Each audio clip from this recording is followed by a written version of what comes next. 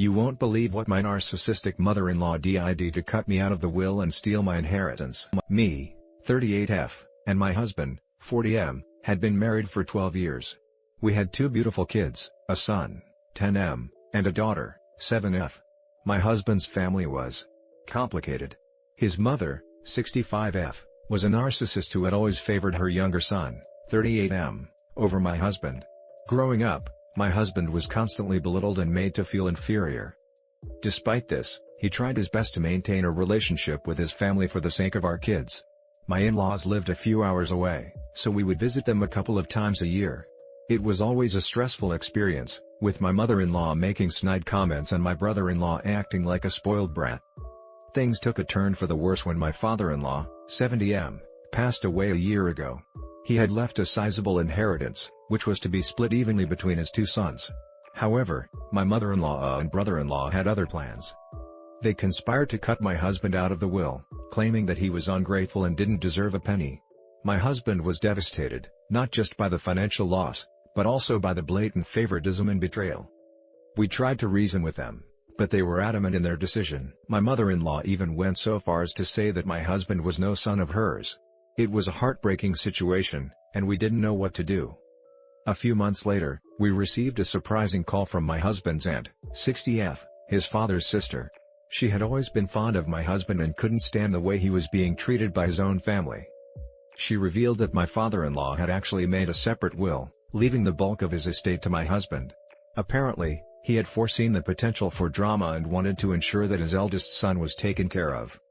My aunt-in-law had come across this will while going through her brother's belongings. She was appalled by my mother-in-law and brother-in-law's actions and decided to share the truth with us. We were shocked and overwhelmed by this revelation. Not only had my husband been unjustly deprived of his inheritance, but his own family had lied and betrayed him in the worst possible way. Armed with this new information, we decided to confront my in-laws.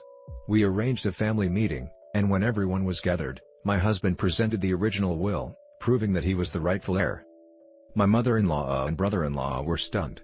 They tried to deny it at first, but the evidence was undeniable. Their true colors were finally revealed, and the whole family witnessed their greed and deception. The confrontation quickly escalated into a heated argument. My mother-in-law accused us of stealing the will and claimed that it was a forgery. My brother-in-law even threatened to call the police on us. Despite their protests, we remained calm and collected. We had the law on our side, and we were determined to see justice done. As the situation grew more tense, other family members started taking sides. Some supported us, recognizing the injustice that had been done, while others remained loyal to my mother-in-law and brother-in-law, either out of fear or misguided allegiance. The arguments became louder and more heated, with accusations flying back and forth. It was a chaotic scene, and at one point, I feared that things might turn violent. Just when it seemed like the situation couldn't get any more volatile, my aunt-in-law stepped in. She had been quietly observing the whole time, and she decided to add her voice to the mix. She corroborated our story and confirmed the authenticity of the will. She also revealed that she had known about my mother-in-law and brother-in-law's plans all along, but she had been too afraid to speak up until now. With her support, the tide began to turn in our favor. Even some of the staunchest supporters of my in-laws started to waver, realizing that they had been duped. Seeing that they were losing ground, my mother-in-law and brother-in-law resorted to desperate measures. They began hurling insults and making outrageous accusations, trying to discredit us in any way they could. My mother-in-law even went so far as to accuse me of being a gold digger who had brainwashed her son into turning against his own family. It was a low blow, and one that left me reeling. Despite their efforts, the truth was too powerful to be denied. One by one, other family members began to distance themselves from my in-laws, realizing that they had crossed a line that could not be uncrossed. In a last-ditch effort, my brother-in-law threatened to contest the will in court, claiming that my father-in-law had been mentally unfit when he made it. However, we were prepared for this eventuality and had already lined up a team of lawyers to represent us. The family meeting eventually dissolved into chaos, with tempers flaring and insults flying. It became clear that there was no way to resolve this issue amicably, and we decided to take legal action. We filed a lawsuit against my mother-in-law and brother-in-law, seeking not only the rightful inheritance but also damages for their deceit and emotional distress. The legal battle was long and arduous. My in-laws hired a team of expensive lawyers and tried every trick in the book to discredit us and the will. They accused us of forgery, claimed that my father-in-law had been unduly influenced, and even tried to paint us as greedy and opportunistic. However, the truth was on our side, and after months of hearings and depositions, the court ruled in our favor. The original will was deemed valid, and my husband was awarded his rightful inheritance, along with a sizable sum in damages. The victory was bittersweet, however. The legal battle had taken a significant emotional and financial toll on our family. We had spent a fortune on legal fees, and the stress had strained our relationships with other family members who had chosen to remain neutral or support my in-laws. Worst of all, the rift between us and my husband's immediate family seemed irreparable. My mother-in-law and brother-in-law refused to accept the court's decision, and they cut off all contact with us.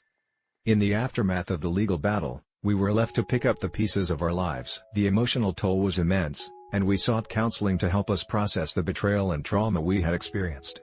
My husband was particularly affected, as he had spent his entire life trying to earn the love and approval of his mother, only to be rejected and betrayed in the worst possible way.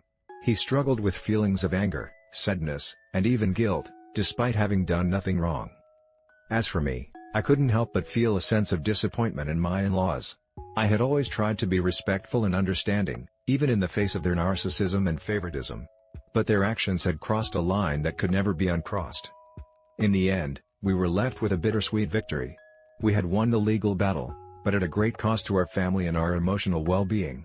The inheritance was a hollow prize, tainted by the pain and betrayal that had come with it. Looking back, I can't help but wonder if it was all worth it. Perhaps there was a better way to handle the situation, a way that could have preserved the family bonds and prevented the rift that now seemed permanent. But hindsight is 20/20, and all we can do now is move forward, trying to heal and rebuild our lives in the wake of this nuclear family drama. Break story 2. Me, 32F, and my husband, 34M, had been married for 5 years. We have a beautiful 3-year-old daughter named Emily. My husband, let's call him Jack, comes from a wealthy family. His parents, John, 60M, and Karen, 58F, are both successful business owners and have amassed a considerable fortune over the years. While Jack and I have a comfortable life, we've always been more modest in our lifestyle choices. We prioritize saving for Emily's future and living within our means. Jack's parents, on the other hand, are extravagant spenders and have a penchant for luxury items, particularly expensive cars. A few months ago, Jack's parents decided to gift us one of their luxury cars, a brand new Aston Martin worth over $200,000. We were taken aback by the lavish gift, but they insisted that we accept it, claiming it was a gesture of their love and appreciation for us. Initially, we were hesitant to accept such an expensive gift, but Jack's parents brushed off our concerns, assuring us that they could easily afford it. Reluctantly, we agreed, and the car was delivered to our modest home.